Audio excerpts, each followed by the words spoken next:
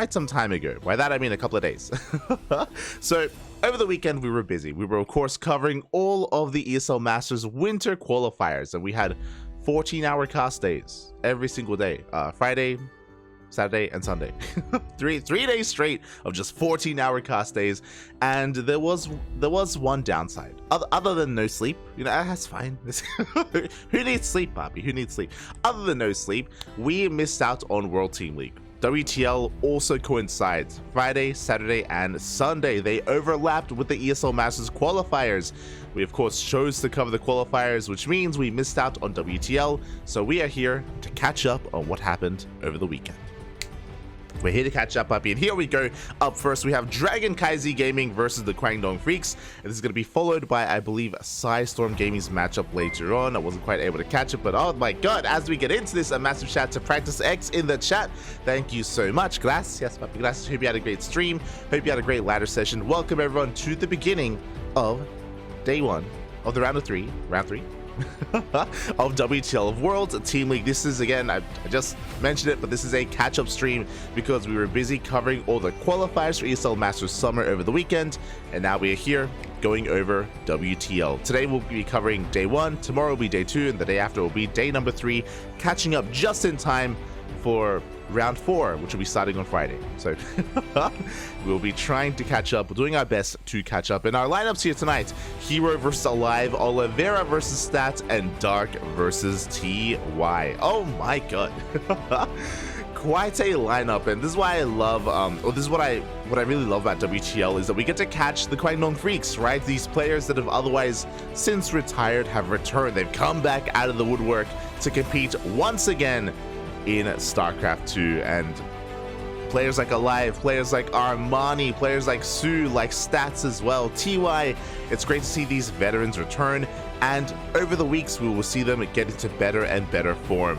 I think we've already seen that in the weeklies. For example, yesterday we were casting ESL Open Cup Asia, and Stats was there, right? Like Stats, this is what I was hoping for. I was hoping that these players that are now representing KWANGDONG Freecs and they're in WTL, they have a reason to compete, they have a reason to improve, to ladder, to do customs, and to play in more online tournaments, like the ESL Open Cups, like KSL, like Kung Fu Cup, for example.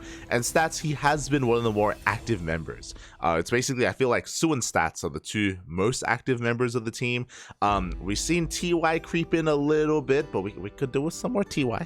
TY is like once a month he signs up for like a Kung Fu Cup or something, you know? It'd be great if we got to see a little bit more from him, but we will later on. We will later on tonight in, of course, World Team League. Of course, we have Alive as well. Alive, kind of like Armani, are players that so far they only compete in these events or in WTL, and also in the GSL qualifiers, of course, but we haven't seen them elsewhere. So I'm always excited to see what kind of form Alive is in. Keen is the other one, of course, Commander Keen, who is the commander, or the captain, I should say, of the KWANGDONG Freecs. So we'll get around to that, I'm sure. It's not going to be easy. It's not going to be easy for the KWANGDONG Freecs, because they are up against, of course, one of the favorites for the entire league, KaiZi Gaming, a team of champions. Hero, Oliveira, and Dark. Quite an insane lineup, to be honest. And I do not envy the KWANGDONG, or any team really, that go up against them. You need to be like a top tier team, like an Onside or like a Team Basilisk. I say that, but actually, we had a surprising result last week. If you recall, if you were here for it, I recommend checking out the VODs. Some amazing games were had.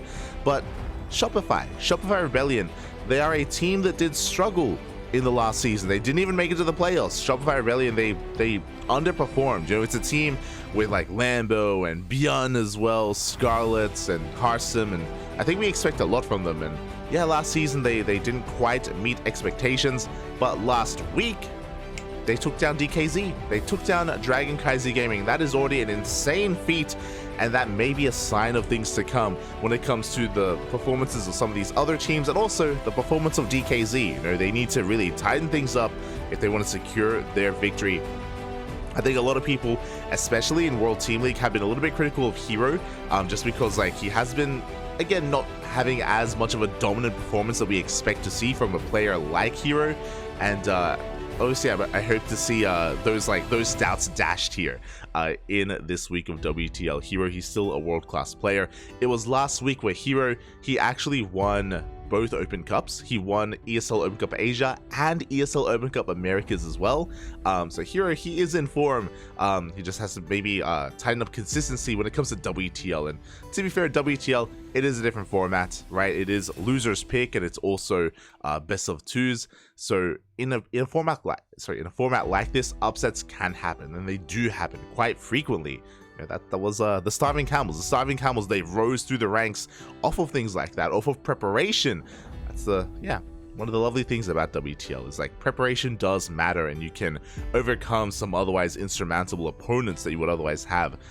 It's always great to see. It's beautiful. It's beautiful. It's StarCraft players here. So I'm always really excited to see like what he brings to the table and what kind of preparation he brings, especially when it comes to his map of choice. If he doesn't take game one. But I am gonna, we have the technology. We do have the technology here to actually, skip forward a little bit. So the reason why I did that is because I do remember I'm in a chat channel with some of the other team captains, and there was a forfeit. The players were waiting, and Alive actually didn't show. He didn't show, which was a bit of a shame. Feels bad, man. Feels bad. And because of that, KWANGDONG FREECS, they will actually receive a penalty. They will receive a penalty for that. We had to actually do that ourselves. I remember there was 1 week where Paddy Mac, he slept in and he missed his match, and WTL, they do penalize the team for that when it comes to points and when it comes to prize money as well.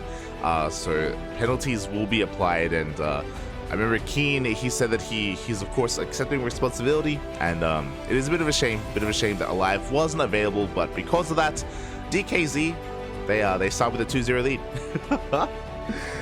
Feels bad, man, feels bad. But yeah, KaiZi Gaming, they will start off with a lead here, which is not the way you want to start off a series, is a shame, and as a result, they need 2 more. It's first to 4, it's a best of 7, so first to 4 wins will take the series, and the pressure suddenly is on Stats. Oh, not like this. Not like this, Papi, not like this.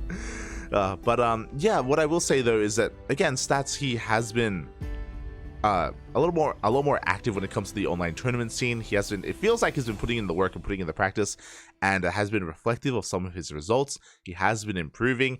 Can he compete with a world champion like Oliveira? That is a different question. Oh boy, I am still a little bit concerned here for Stats, but I'm also excited to see how he does, or how he is able to perform here against Oliveira. I would have loved to have seen Alive, but again, they weren't available. I'm not too sure what the reasoning for it was, whether, you know, something came up or something else that did occur. I don't think there was a reasoning for it. It's just, you know, it wasn't able to show up, and I don't think we got any clarification as to what happened. But I do wish, I do hope that everything's okay with Alive. You know, I hope it was nothing serious, and I hope to see more of Alive later on in the coming weeks as well.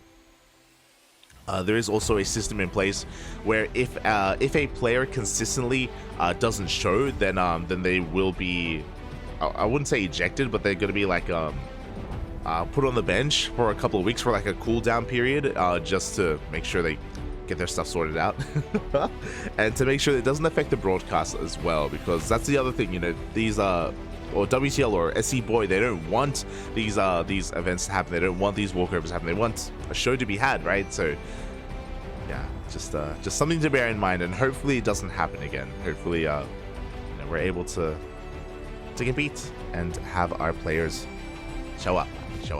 Fingers crossed, fingers crossed. The other thing that I should say as well, the other thing that I should mention is that even if this is a 2-0 in Oliveira's favor, all the matches will be played out despite that.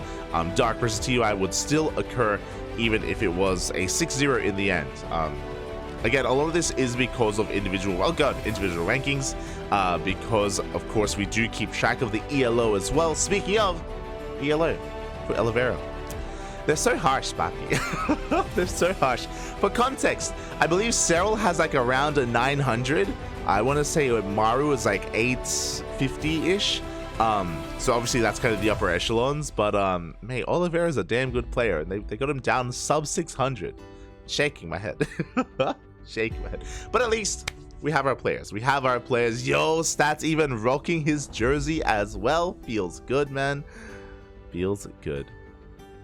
And the starting map is going to be Equilibrium. For those who maybe haven't tuned in before to WTL, oh god, he's leaving us.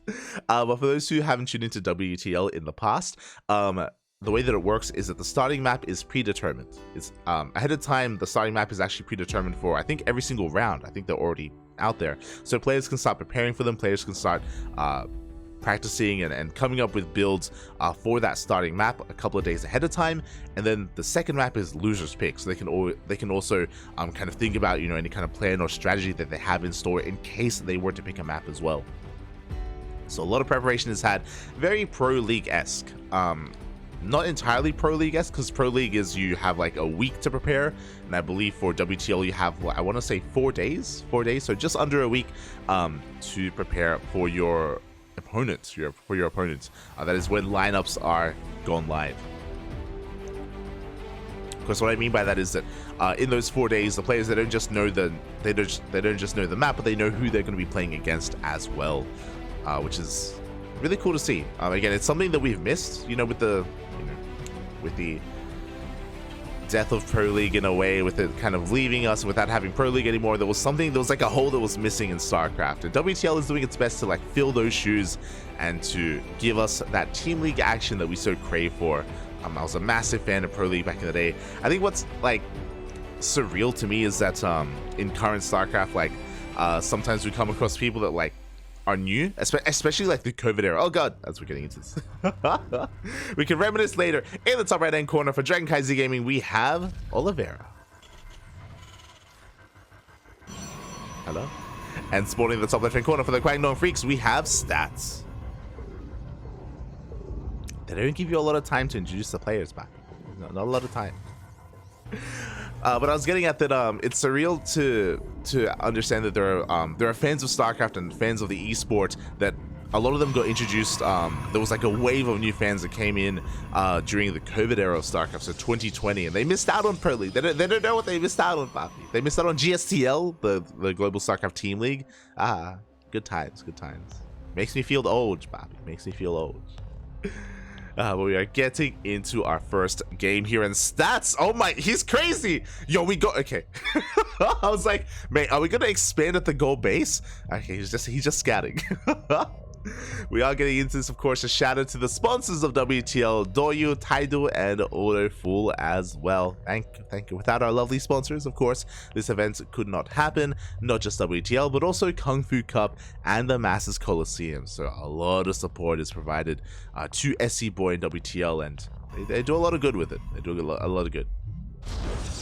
As we are getting into this, and you know, we did just see and catch a glimpse of that goal base, and that is another feature of Equilibrium. If you're maybe a little bit unfamiliar with these maps, we have seen a lot of players, even in this matchup as well, take those goal bases, especially Protoss players. We saw that in the previous map pool with Royal Blood, where if you're able to gain map control, especially with like a Blinkstalker heavy composition, or again, just to contain your opponent, you can get away with faster goal bases as your third, and even as your fourth, even try to take multiple goal bases as well.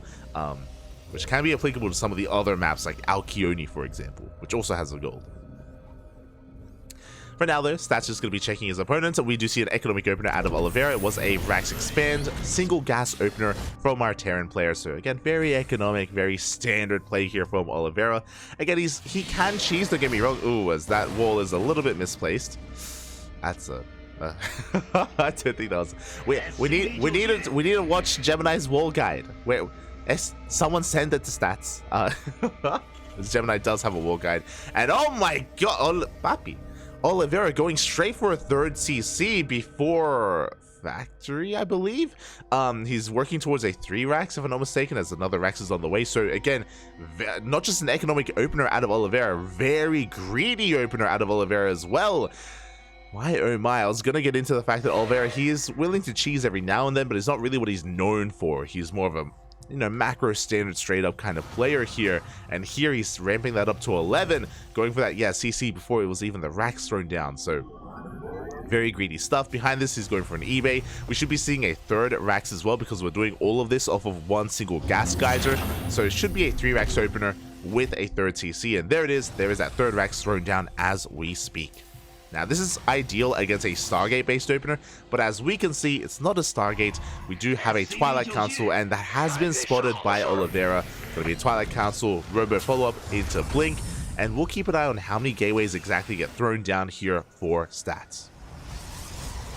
For the time being, I believe this is the second gateway, so it looks like 2-gate Blink into a third base, so stats also playing pretty standard and straight up. The Adept does commit to the shade, but there are Marines in position, and can we get an SCV? We can get one SCV for the Adept, not ideal. Hallucination comes in, and we get a full scout. Stats, he sees all 3 Raxes. He also confirms the timing of the third CC as well, so he's fully aware of how greedy his opponent is being, and bam, he throws down his own third Nexus as a response. I mean, I say as a response, he was already going for a 2-gate Blink opener into a third, but, you know, now he knows he's safe. He knows he's safe enough to do it. He's going to try and keep up with the greed of Oliveira, and maybe even try to punish the greed of Oliveira as well. For now, everything is very economic. You know, it's a very chill start to the game. Just a bunch of scouting and just a bunch of confirming of things from both players, but nothing too crazy.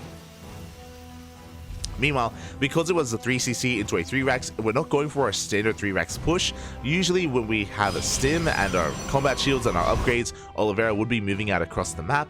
But because of the delay of all of this, because of that faster 3cc, I imagine we're going to be chilling and staying back at home, waiting for the factory, waiting for the starport, waiting for those medevacs. But we'll see. We'll see if Oliveira does wait for all of that before he does move out. As we do have the Bay on the way back at home, so stats again getting into his third base, working towards his robo production, working towards his eventual Colossi as his splash damage of choice. Double Forge as well from stats, so again very tech heavy composition or tech heavy build here from stats as a follow-up to get into upgrades. Does lose the Observer here, unfortunately. He's gonna have to replace stats and be very active with his units to make sure he catches any kind of move out. Bearing in mind, this entire time, Stats only has 2 gateways. He's been on 2 gateways this entire time, Papi, and because of that, he's cutting a lot of corners here to get away with a lot of greed. Pushes on forward. Stats only really losing shields on his units to pick up a couple of Marines. Third base is now about to be taken. Speaking of, Stats is just fully saturated on his own 3 bases as well. Saturated on his own 3 bases as well, as he does spot a quote-unquote move out. Really, Oliveira, he's just posturing to expand and take a third base, as he does now saturate his own third. As the observer is pointing out, Oliveira is not fully aware of what he himself is up against. I say that he did spot the third base, so he knows that it's an economic opener. He knows that he should be fine himself, and yeah, we've kind of had like a no rush, what, 7-8 minutes here in this game. Now we have the gateway explosion. Stats now throwing down 6 gateways at once, and he needs to, because again, this entire time he can only warp in 2 units at a time. He's been cutting so many corners, but now with the gateway explosion, he can actually reinforce his army. He can actually pose a threat to Oliveira, especially with his Colossi. I believe the second Colossus is on the way. Extended Thermal Lance is about to finish up as well, and we have 1-1 in production. That service is confirming. And here we go. Oliveira can now start being active on the map. He's going to move out with a double drop. Still keeps the majority of his army back at home, but again, the double drop is upon us. Oh, that is a second starport on the way for Oliveira, so he should be working towards Viking production to try to keep up and try to deal with said Colossi. Again, a pretty standard unit composition here from Stats. Likewise, sorry, from Oliveira. Likewise from Stats, we do have a second robot to get to double Colossus production, eventually double Disruptor production. Again, as a Protoss player, ideally you want to be diversifying your splash damage. You don't want to be relying too heavily on those Colossi because they have a bit of an expiration date, especially once those Vikings do hit the field. You want to be mixing it up here with things like either Storm or Purification Novas from those Disruptors. But up until now, again, both players have been pretty focused on themselves. You know, Oliveira is getting a 4th CC on location. Likewise, Stats is getting his own 4th base also on location as well. Players are just kind of chilling back here. No rush. I was joking about like no rush 8 minutes, but maybe we may just go full the full 10 minutes back. We may just max out. And you can see that the macro of Oliveira is really just getting out of control here. He's skyrocketing ahead when it comes to the overall supplies. We do have 3 Colossi for Stats, that is true, and we should be getting some Disruptors out, but we don't have any yet. There we go. on the production tab, bam, we have disruptors on the way, 2 at a time. We also have a Templar Archives for Storm, and more importantly, Archons to help support this army. And Oliveira has now hit the field with that double jump, just vying for map control. He's not committing to anything, but he is just making sure that stats cannot be out on the map. Pylon gets shut down, Zealot run by as well. Do have a Prism slipping out across the map. Oliveira, he has control of the Zonaga. He even has spotter units here towards the north. Oliveira has full map control right now. He sees everything out on the map, and he should be able to keep up with this drop. There it is. Prism goes down instantly. Zealots are dropped, but what can they do? They take down a Ghost, and not even the Ghost. They get a Marine, maybe a couple of SCVs. They will be cleaned up, and now Oliveira can focus on his main army. As I say that, Stats is also vying for map control. He's also starting to push out.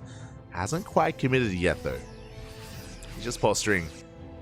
I think still waiting for his disruptors. We only have 2. Ideally, we want to get up to around 4 disruptors. But as Stats is working on his army, Oliveira is maxed. He's at 200 supply.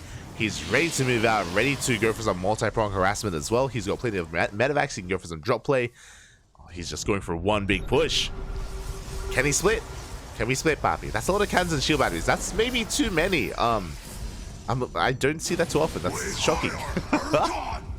Oliveira, he bypasses the main army, heads towards the third base instead. Overcharges popped a bit prematurely, to be honest. That's maybe just a little bit too concerned. He is going to be creating a concave here, forcing his way forward. Novas will be connecting. Big Novas on the army. Oh my god. At the same time, the Vikings are going ham. They take down almost every single one of those Colossi. They are forced to land, and Oliveira, can he force his way through? Now that we have run out of Novas, it looks like he will. He takes down the final Colossus. He's working his way through the Gateway army. He's getting on top of those disruptors. The disruptors, they do survive. The Novas go up. Novas, they do go off, and it looks like the army is barely running out of steam. Oliveira trickling in with some reinforcements. More Novas will be connecting, but there's barely anything to connect to. The splits, Papi. Oh my god, and the disruptors even going down to those liberation zones. It looks like Oliveira has broken this space. He's broken the mineral line and the army as well. Only a couple of stalkers remain, and Oliveira's macro behind this is still unstoppable. He's just trying to barely get a couple more stalkers as he does pull back. And the damage has been done. The Colossus count was reset. We got a lot of the disruptors as well. We completely cleaned up the entire army, and Oliveira will be the first to remax stats. He needs time. And unfortunately for stats, we mentioned the second Stargate, the second starport earlier. We're making 4 liberators at a time. Oliveira, he's just getting further and further ahead. He's one step ahead here when it comes to the composition of the army. Stats, he's still rebuilding his Colossus. There is no good answer for these liberators. He has a couple of stalkers, don't get me wrong, but there's going to be a ground army, of course, to support them. And yeah, Oliveira is getting away with this. Speaking of, Stats going for the gold, and that would be a good way to come back. But he just now starts it. He needs time to saturate to take advantage of said gold base. And Oliveira, he's pushing through the center of the map. He is spotted. Stats sees. He knows. Does spot the army. Again, the freedom zones they have arrived. We can't quite push into them. I'm still shocked at the defensive position at the 4th base. Just it's like 6 cannons and like 5 shield bat. It's crazy.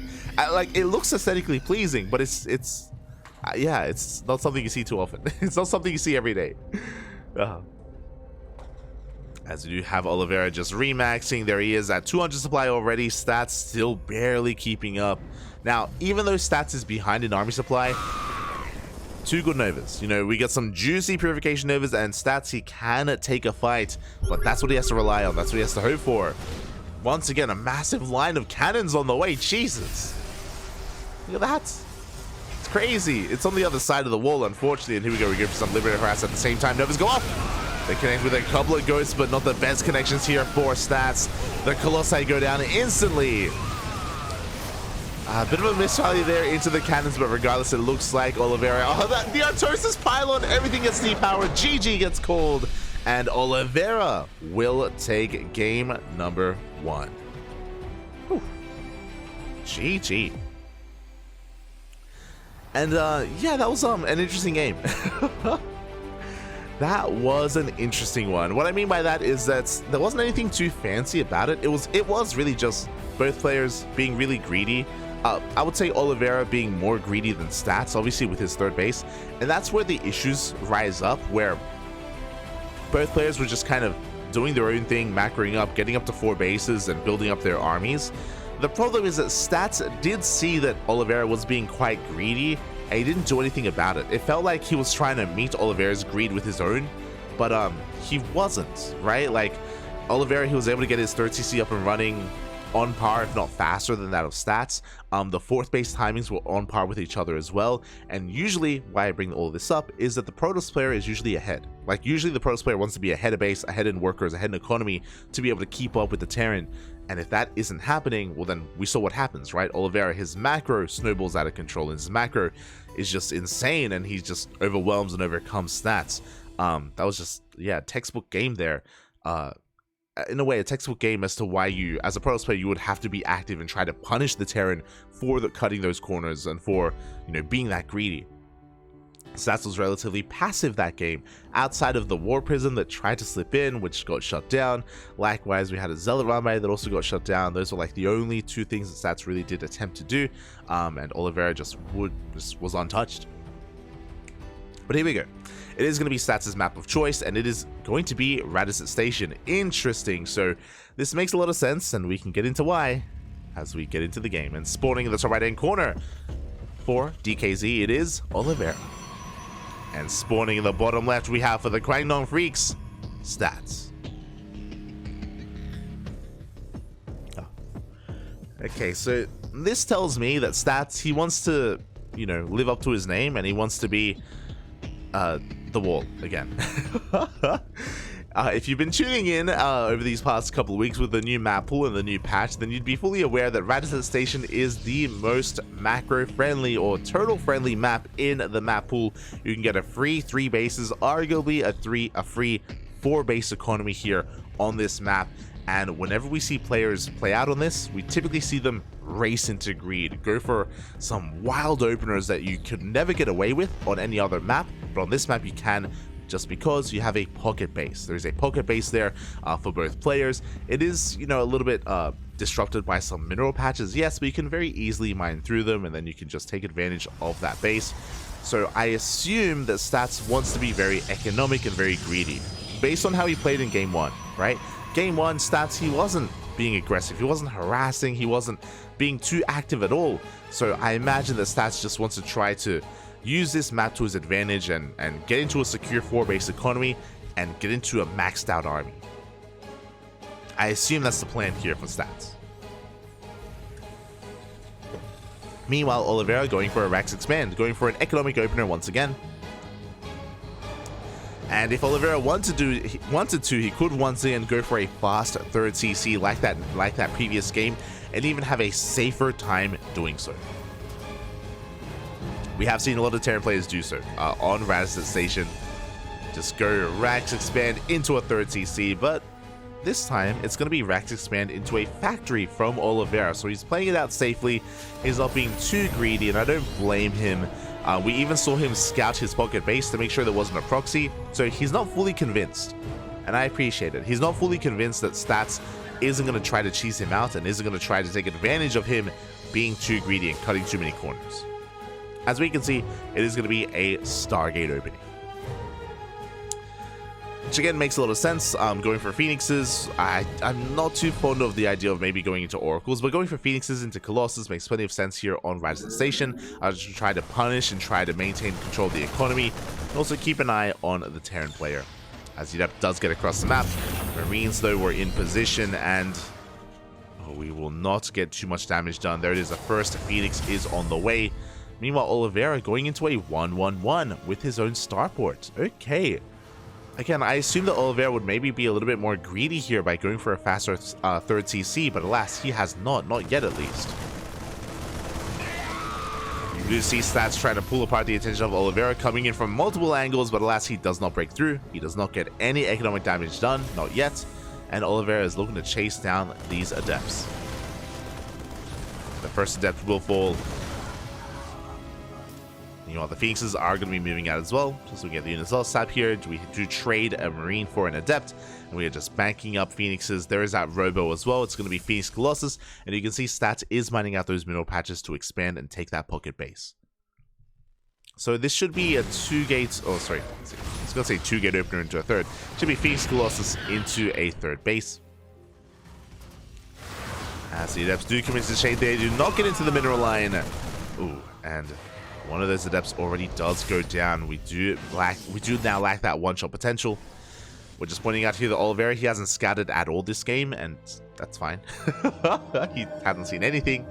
He's just chilling back at home, doing his own thing. Ooh, going into a second Rax here and starting tank production. Oliveira, I'm very curious here because, again, no 3rd yet when where he totally could have gone for it. There's another Rex behind this as well, so he's building up towards a push. Liberator moves out to harass and does confirm the Stargate as well as all these Phoenixes, so now Oliveira knows that he needs to take a more defensive position and start up some turrets. There we go. Turrets are now on the way in the main and soon to be at the natural as well. Marines for the time being are in position to help support. And let's see if Oliveira can minimize his losses against these Phoenixes. Meanwhile, back at home, Stats is getting his third base. He's working on his bay for Colossus. Everything looking normal, everything looking as it should here for Stats. Phoenix Colossus. It's the bread and butter of PvT. Very meta. Up. Oh, and he will catch a tank. Oh, SCV's full to try to repair, but it will not be enough. The tank will go down for the cost of a Phoenix. I would say worth it here for Stats. Trading a Phoenix for a tank. I mean, ideally, we don't lose anything, but, you know, 1 for 1. It's a better trade for Stats in the end, especially considering that it does feel like Oliveira is working on a 2-base push. The fact that we still lack a 3rd TC for no reason. Oh, wait, I mean, for a reason. For the aggression. Stats is going to be dipping back in once again, looking for any other damage, maybe even an SCV. Stim is not done. These vanilla Marines have a hard time keeping up with these Phoenixes as one SCV does go down.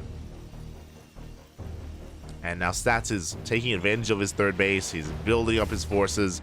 Gateway Explosion is on the way. 6 gateways, charge +1.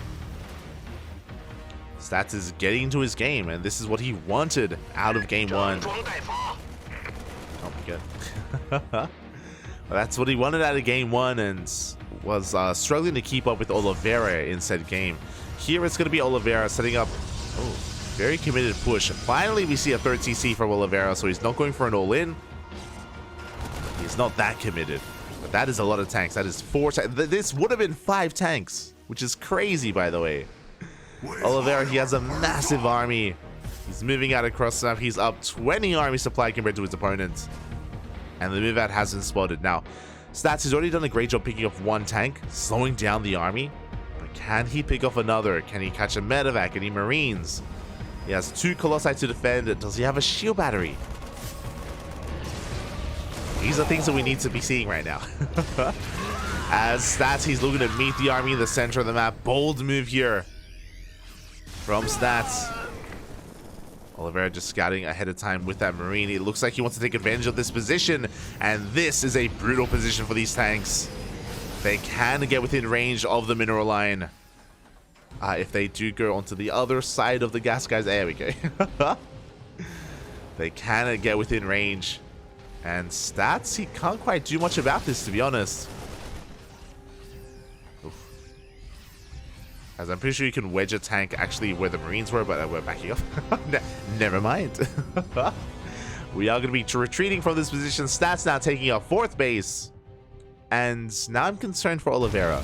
I'm quite concerned for him because he did delay his 3rd for quite some time for this push. Like, this is what he was building up towards for this attack. And he moves out. He backs off. As the observer's pointing out, he wasn't even able to deny the 4th base. And now Stats is going to be able to reap rewards from his bases, from his economy, from his 3rd and now his 4th. The scan does reveal the timing of the 4th base, and Oliveira is just now saturating his 3rd.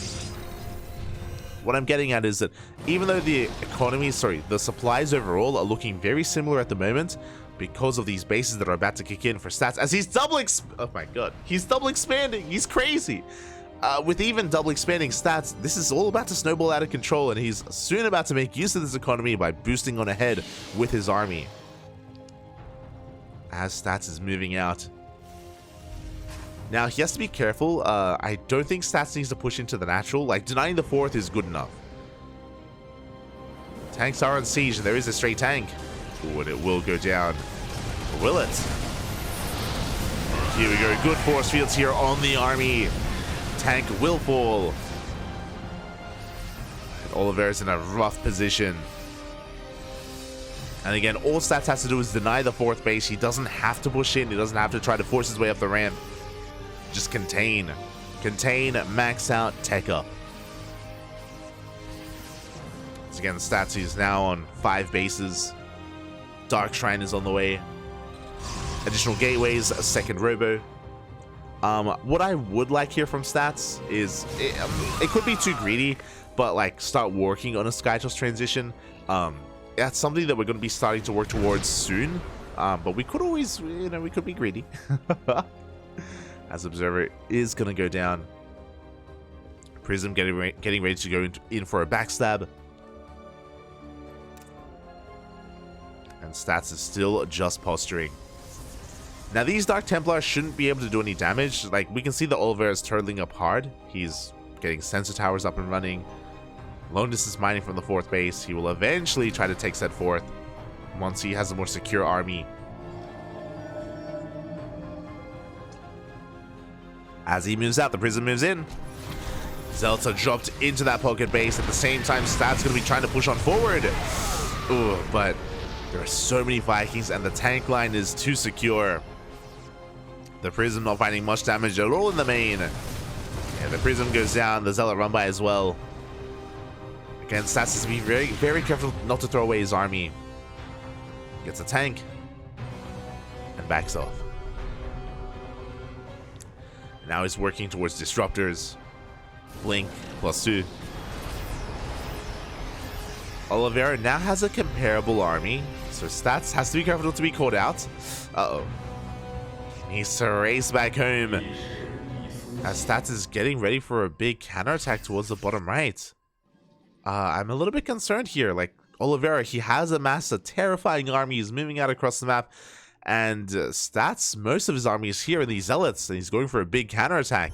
Now, if he can force Oliveira to turn around, then that's fine, right? If Oliveira does turn around to protect his bases, then it's going to be worth it for Stats. And Oliveira, he does turn. Up. Stats buying a lot of time here with this run by.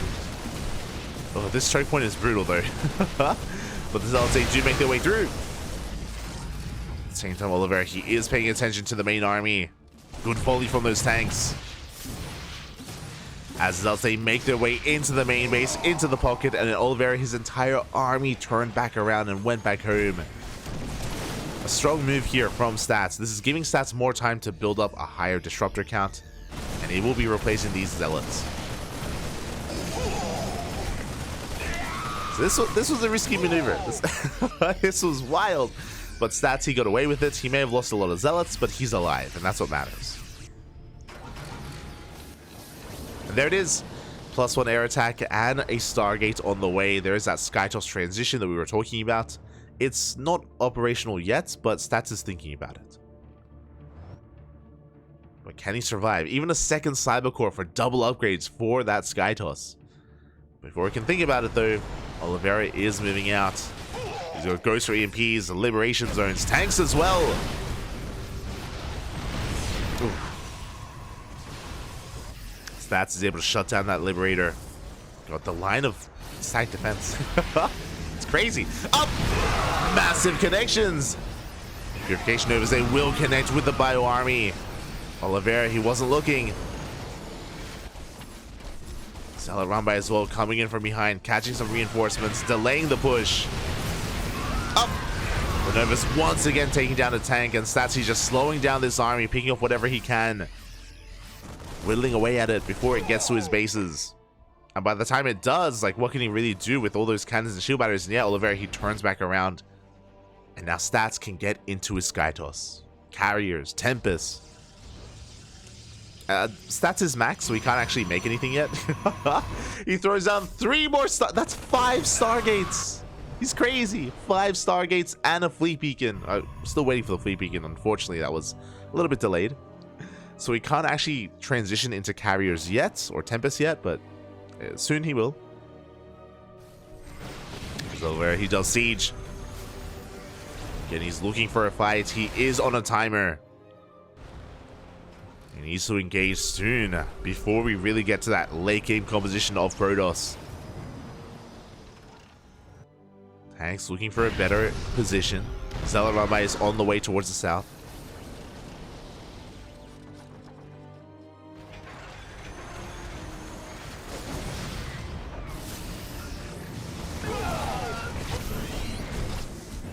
The Zealot Rabbi does deny the 5th base at least. Oliveira, does he turn around again? He has to, he's maxed out. I believe Planetary should be able to hold on.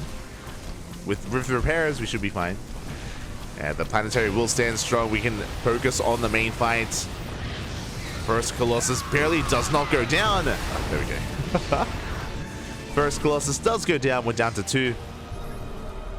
And you can see here, as Stats is bleeding out units, we're replacing them with carriers. Is now the best time for that though, because Oliveira has a pretty large marauding force. He's pushing on forward. Shield batteries and overcharge are going to try and buy some time. Okay, that's a lot of cannons. Overcharge was popped. Zealot run by being sent across the map. And Stats, the name of the game here is buy time. I mean, he can't push into this anyway. Like, with these liberation zones and the tanks, it's a DT run. Oh my god! We blink on top of the Planetary. The Planetary will fall. The DTs have arrived. The tanks are leapfrogging forward. The DTs, they get cleaned up. But they did get a mineral line. Meanwhile, on the front lines, Oliveira, he is gaining ground. He's pushing on forward. He takes down all the cannons. All the cannons have fallen. Now the shield batteries are next. And again, the Stats, he just cannot push into this. Not without Skytoss. Or a ground army like a surround. As a result, Stats, he's not just going to lose this base, but he's going to lose top left as well. He's just relentless with his counterattacks, with his run-bys. Carriers are backing up. Okay, Oliveira, he's keeping his reinforcements back at home. He's able to shut down these zealots and the DTs as well. Good cleanup. Oliveira, he does get on top of this Nexus. Stats doing what he can, trying to engage a decent Nova. But again, he can't lose too much too quickly. He's still building up that carrier count. He's making 5 carriers at a time. I think he has 3 already, so he's about to have 8. But he has to give up that position. Nexus goes down. And Oliveira, he's going to keep on pushing. And here we go. The carriers, they have to reveal themselves with the EMPs. Stats, not quite ready for this. He gets caught out. The first Colossus almost falls. But Oliveira, he can just keep on pushing. He's snowballing out of control. Does he have enough anti-air? The carriers, they've arrived. Can they clean this up? It's not looking like they can. The base will fall. Interceptors, they go down. Big EMPs. And Oliveira, he's snowballing out of control. Basically every single interceptor got EMP'd. Everything died. Stats, he cannot keep up with his army. Man with gun, just a bit too good. At the same time, though, do you have that run by? That counterattack is pulling Oliveira back. Oliveira, he doesn't try to force himself up the ramp. He's going to go top left, though. And he's containing Stats to 3 bases. Starving him out. And Stats, he can't even afford to make interceptors. You can see on the mineral tab, actually. Stats, he has 0 minerals, and he's still remaking interceptors. He has no bank. Next fight, he won't be able to keep on fighting. He'll be running out of units. As Oliveira's racing back home. Stats pushing out. Now what's important is that Stats, he did save all of his carriers. He lost his Colossus, yes. He lost his interceptors, but he kept his carriers alive. Oh! as he does try to shut down those drops. Shut down those Medivacs. Once again, the EMPs will be connecting, and it looks like Statsy should barely clean this up. So many ghosts are going down. Oliveira trying to come in from behind, but the carriers, they reign supreme. Oliveira was completely caught off guard. GG gets called, and Stats, he catches the army before it gets home, and Stats will take the game. GG. That was pretty clutch, to be honest. Basically, Stats, he moved out to intercept the army before it met up with reinforcements and before Oliveira could just solidify himself on 4 bases. Stats was basically all in. Stats, he was down to not even 3 bases mining, 1 base mining. He was running out of money back at home. He had nothing else left. He just had his carriers, and he had to push then and there, and he breaks through. Oh, GG. Just like that, we have a series. We have a point on the board for the KWANGDONG Freecs. It took Radizet Station to pull it off, and again, based on the playstyle of game 1, it did read a lot that Stats, he was going to go for a similar style on Radizet Station, right? Where you go for a Phoenix Opener into a 3rd base, into a double Robo Colossus, into eventually Skytoss with a maxed out army. It is something that Stats was attempting to do on Equilibrium, but struggled a little bit more. That's I guess the upside of Radizet Station is that your bases are so much more secure on a 4-base economy, and yeah, Stats, he was able to keep up with the army of his opponents. But I also should give Stats credit as well. The run-bys, the Zealot run-bys, the DT run-bys, and counterattacks, they gave Stats the time that he needed to actually get to that point. Oh, that's even that even looks like, I think that's from GSL. The black and white image in the center. Again, TY has had a long storied career throughout Brood War and StarCraft 2 as well. It's been amazing seeing him through the years, and great to see him here once again. But here we go in the top left hand corner of Site Delta for DKZ, Dark. And in the bottom right, we have for the KWANGDONG Freecs, TY. It's time to rise like the sun. Let's go. So getting into that first game, and yeah, Site Delta is an interesting one. I guess one of the main features of this map is that the bases are quite spread out, very spread out. That may be a reason as to why we have seen more mech on this map, just so you can really turtle up and secure yourselves, because if you don't, like, it can be difficult to keep up with run-bys and counterattacks.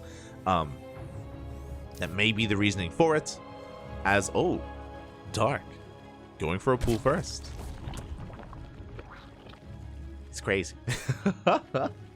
So Dark going to be opening up with a pool first instead. Again, Dark, he can be a very unpredictable player, and a pool first could just be for initial lings to harass across the map while he gets into his regular natural base, or he could double down and throw down an earlier Roach Warren as well. We still have yet to see a gas, and there we go. This is going to be pool hatch gas. And we'll see if he can get any damage done across the map with the lings that he would eventually make. On top of that, we'll see how committed he is and how many lings he makes. We have seen some pool first openers where you just make 2 lings and that's it, just to delay the CC across the map, and that's it. But he commits a little bit further. He's going up to 6 lings instead. And these 6 lings designed to bypass the Scout, bypass the Reaper, delay the CC across the map if possible. But we do have an SCV Scout coming in, and it is a Marine first. Ooh, not a Reaper. Oh. Okay, here we go. Lings are moving out. Of course, TY will have soon 2 Marines back at home, which should be enough to deal with this. But he may have a hard time getting his CC up and running without too much disturbance here. As the SCV does return back home. There we go. 2 Marines have arrived, and with good enough kiting, I believe TY should be able to deal with this. As 4 lings are getting ready to go in. And Dark actually doesn't commit. Oh, the Marine. The Marines move out. And we're going to get us around. Not like this, puppy. All 6 lings converge on these Marines. The SCV will fall. And as the lings keep the Marines busy, Dark, he goes straight for the CC on the low ground. Unfortunate there. TY, because he saw 2 lings, he thought it was only 2 lings. The other 4, they bypassed the Scouts. They were not seen at all. And Yeah, things are going from bad to worse. Second SCV is going to go down. At least we finish the natural. At least we do finish the base. But we cannot mine from it.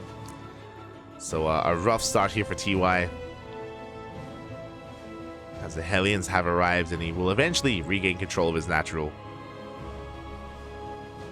It may not look like the biggest of deals, but losing 2 SCVs this early on is pretty impactful when you have, you know, like 20 workers. 2 does mean a lot. Behind this, it's a 1-1-1 Liberator opener. Okay. Meanwhile, Dark is making another wave of links. Alright, so as we piece this all together, we do have a very aggressive opener. Very aggressive opener here from TY, delaying his 3rd CC by quite a lot to make an abundance of Hellions and even Liberators, going into Marauders. So this is looking like a Hellbat push out of TY. The beginnings of a Hellbat push. Again, very committed. This needs to get damage done. Meanwhile, the Lings, they have arrived. They're going to full surround on the Marines. The Marines fall. Hellions do come out just in time. And they should clean this up without losing too much. As I say that, SCVs are pulled and SCVs are falling. Oof. 3 SCVs in the natural. Once again, not ideal. There's that armory on the way. TY, he is building up towards that Hellbat push, but it's going to be significantly weaker than he would have liked. The question becomes, how many queens? How many queens do we... Oh. How many queens do we have? How prepared for this are we? Again, without queens, then we can still get some damage done, especially with Marauders. TY, he does have a chance. He does have the opportunity to bust on in. But hopefully, we don't have any issues here. Hopefully, everything's okay.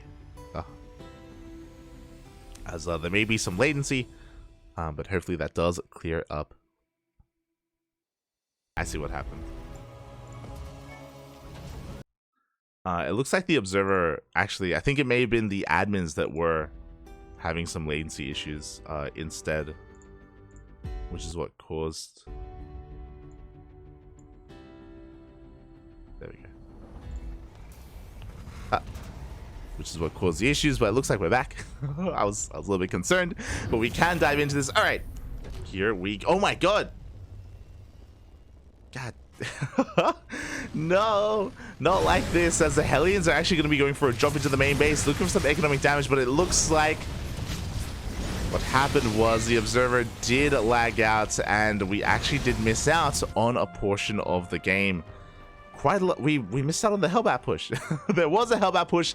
Mutas come in out of left field, and yeah, damage is being done. There's actually no answer to this whatsoever. Hellions are coming into the main base. All right. So what happened was the observer lagged out, the stream crashed, and we're jumping in a couple of minutes into the future, and that means that no one was able to see what happened. No one knows how much damage was done. Was any damage done? TY is far ahead in workers. Okay, we need to take stock. Okay, so TY, he's on almost 70 SCVs on a 3-base saturation. Looks like the Hellbat push and maybe even the follow-up Hellion run by as well did do some crippling amount of damage to Dark, as he's down to 51 workers. He went into mutas at some point. I have to assume that the Hellion run bys were the things that dealt damage, and even the Hellbat push as well. And maybe the queen count was low. From here, we are getting into mech, because of course we are. It's TY, of course it's mech. We have +1 on the way, cloak, additional factories. Getting into a 3-base economy. Dark, upon going into mutas, he was able to get some economic damage done, but he's transitioning into Hydras. So Roach Hydra is what Dark is working towards. Hey, we saw that Marauder earlier. I believe that's a Marauder from the Hellbat push, because we're not making any more. It's survived the entire game until now, I should say. Mutas, though, they do dive in. Again, we aren't investing into further mutas. They'll be harassing, getting a couple more workers. 4 SCVs do go down.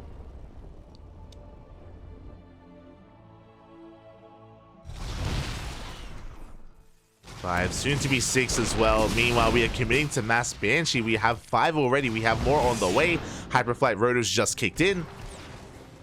And TY is looking for some more economic damage. Looks like one of those Banshees did end up going down. We do have spores in position, so there's actually a very limited amount of damage that we can do. Cyclones, they do catch some roaches, some mutas as well. Am I crazy? These cyclones seem slower than normal. They don't have the upgrade. They don't have hurricane thrusters. As we are going mass cyclone. We're going mass cyclone Banshee. Okay, let's go. I didn't think that TY would commit to it, but he's trying to make it work. And so far he is. Shuts down the Overlords, pushing forward in towards that third base. Very limited anti-air. The Banshees, they can go ham. Go ham on those roaches. Hydra's now being incorporated, so we can actually have some consistent anti-air. And Dark is resaturating his bases, but he's still down to 65.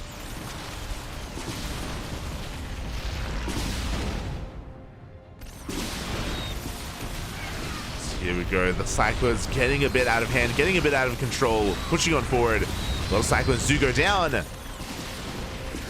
Oh, so we're bleeding out quite a lot.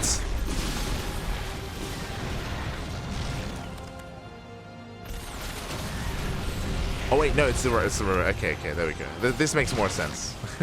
The names are reversed. I was like, I'm pretty sure Dark is trading more efficiently here. What are the numbers telling me? He is trading more efficiently. He's shutting down the Cyclones. Gonna be shutting down the Banshees as well. I'm pretty sure the names are reversed, which makes a lot more sense. I was like, how is TY on 82 workers on 3 bases? That's crazy. That doesn't make any sense. It doesn't make any sense. That's Dark. Dark is on 82 workers. He is bleeding out quite a lot of units here, but we have reinforcements on the way. More roaches, more hydras. And he is chasing down what little is left. TY just being a little bit too careless with this army, unfortunately. Like, he's working on a 4CC. I don't think he had to force his way into this base. So he does lose a bit too much. Behind this, Dark working on his Lunker Den. So earlier I was talking about how like Darky had lost so many workers. I was like trying to figure out like how that had happened. Actually, it was TY who had lost all those workers. It's like, oh, okay, that makes more sense. So good. Those wondering, we are casting from a clean feed provided by WTL. From here, Dark just establishing himself, getting up to that 84 worker count. Now he can focus on maxing out here. Interesting composition to go for Roach, Hydra, Viper. He's now working on a Lurker Den to get into Hydra, Lurker, Viper, which would make more sense. We're getting there. And Fester arrives as well to try to lock down the army. And TY, he still has not transitioned into tanks. He's still committed to mass Cyclone. And I'll be honest, we have seen a couple of players try this, and we haven't seen anyone succeed. When it comes to Cyclones and TVZ, we have seen them used very well when it comes to transitioning into a more robust form of mech. Like, you make a couple of Cyclones and Hellions for map control, and then you get into tanks and Thors, and you transition into a more traditional form of mech. Mass Cyclone, it feels so risky, and I mean, we do have a lot of Cyclones, don't get me wrong. Like, there's a lot of DPS here, but we do manage to land a Fungal. Roach Hydra pushing on forward, and these are just expensive losses. These are Cyclones, they're just so fragile. Lurkers are coming in. Good scan, but the spines from the Lurkers, they just annihilate the Cyclones. It's not even close. 3 Lurkers, Bappy, that's all you need. Lings are coming in to reinforce. We do manage to snipe some of the, or even force back some of the Vipers. Yeah, they do go down, but GG gets called. Dark has, and then from there you can, once you get map control, once you actually vie for control of even the 4th base, you can start working towards tanks. Mass Cyclone, it feels kind of difficult if the game goes on a little bit too long. Whether it's going into Lurkers, whether we invest into more Infestors, once we get into a higher form of tech, and if we have a stable economy, it feels difficult for the Mass Cyclone to really overwhelm the Zerg player. It feels like you need to get a lot of momentum early on for that to work. Like, you need to be able to, I don't know, cripple the army or cripple the economy early on, and then from there, snowball out of control. Without doing that, it seems quite difficult to accomplish. regardless, GG, well played. TY, he is going to be backing off and going for his map of choice, and it is going to be Alkione. Also, I guess we got our answer. Like, coming into the series, I was like, yo, is TY gonna play mech? Is he gonna play with Cyclones? Yes. I guess so. Now the question becomes, does he only play mech? Does he only play Cyclones? I know that he has it in him to play bio, but you know, it's one of those things where TY, he's fond of mech, and he does play it whenever he can, even against Protoss, which is wild, but does do it from time to time. I wonder if he's willing to here, as in at the bottom left-hand corner of Alkione, we have Dark for DKZ. And spawning the top right-hand corner for the KWANGDONG Freecs, it is TY. And something I should also bring up is that with that previous win, with Dark taking game 1, it means that DKZ will take the series. They do take a 4th win here, and even if TY wins this game, overall, KaiZi Gaming will win the Team League match. Now, there is still, you know, there is still also, of course, something on the line here when it comes to this match, and that's, of course, not just ELO, but also standings. When it comes to player standings and player ELO, this will be influential once we do get to invites for the Masters Coliseum. So individual rating does matter as well, not just the overall Team League score. And, of course, standings as well, as you want to have the best score possible once we near the end of the season to make sure you have the best chance to make it into that top 8 for the playoffs. But for now, it is going to be a hatch. Oh, never mind. It is going to be a pull first here from Dark. Once again, an aggressive opener from our Zerg player. And there it is. There's that Roach Warren. So it wasn't just a pull first. It was a pull gas before hatchery. So a very aggressive opener. And TY last game did skip his SCV. Hopefully, did skip his Reaper Scout. Hopefully this time he's able to get a read on what Dark is up to. Fingers crossed. First Ling is going to be moving out. First pair of Lings is going to be moving out. And hold on, I'm like squinting at the minimap. From what I can see, I'm pretty sure we don't have an SCV scout either from TY, so he's very in the dark. He's gonna have no idea what is coming his way. Roaches are in production, and back at home, yeah, TY, he's chilling, fam. He's chilling. Oh boy.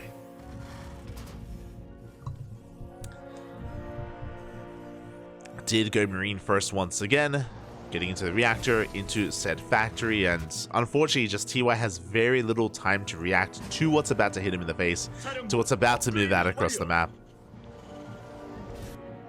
Oh my god. As he isn't just getting one factory, he's getting a second factory as well. So it is going to be mech, of course it is, because it's TY. I'm shaking my head. And what's worrisome about this is that we just have very little to work with. We have one Marine, and we're now getting to Hellions. This Roach push that's designed to take control of the natural could maybe do even more than that. It's only meant to deny mining at the natural base, but here we go. The Lings have arrived. Roaches soon thereafter.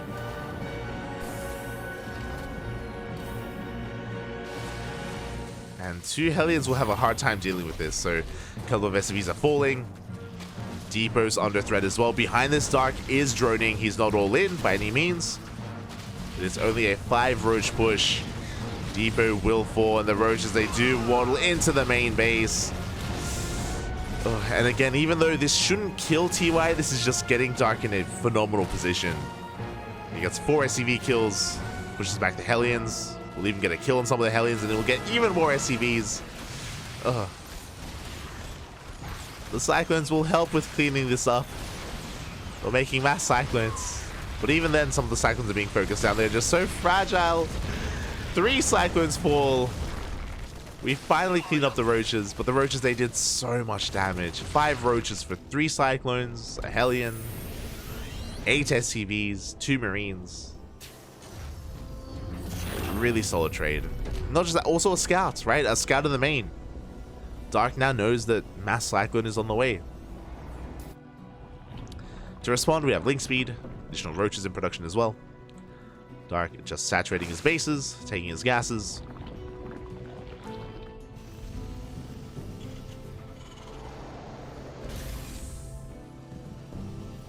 And the pressure is now on TY to somehow fight back here, to somehow come back. The Cyclones ideally going to be looking to catch some Overlords, but the Overlords, they have been pulled back. Dark is aware of how exposed they are.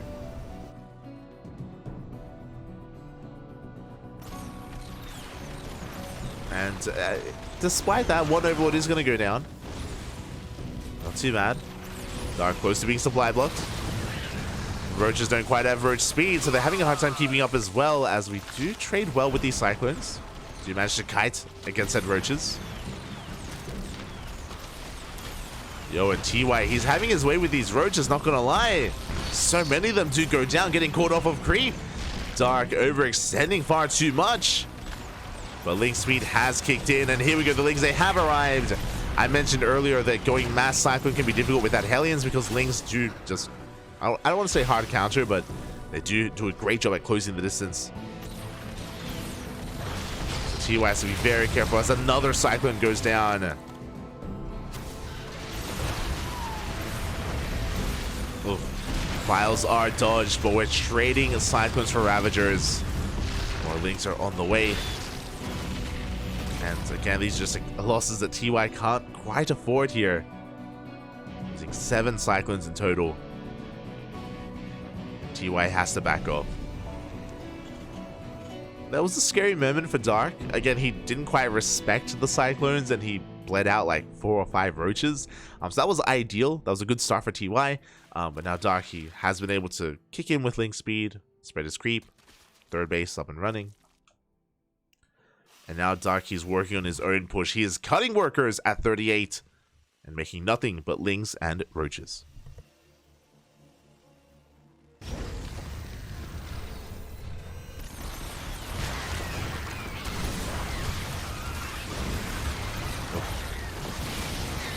Here we go, the main army pushing on through. Once again, no roach speed, so these Cyclones are going to be able to kite quite well here against these roaches.